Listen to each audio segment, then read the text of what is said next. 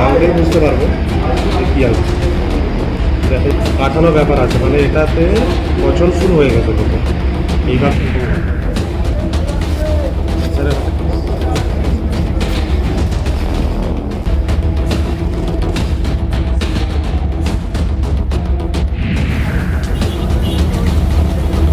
শক্তিগড়ের দুপাশে যে ল্যাংচা হাব তৈরি হয়েছে সেখানে আমরা ভিজিলেন্স ড্রাইভ চালাই।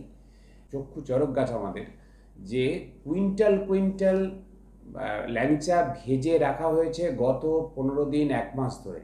এই প্রত্যেকটা গোডাউনে যে ভাজা যেগুলো রয়েছে সেগুলো সমস্ত ছত্রাক পড়ে গেছে, ছাতা পড়ে গেছে, ফাঙ্গাল, মানে খেলে সেগুলো অবধারিত মানুষ অসুস্থ হবে, হাসপাতালে ভর্তি হতে হবে। এবং আমরা যখন ভাঙছি তার ভিতরে দেখছি হচ্ছে যে ফাঙ্গাস ঢুকে গেছে।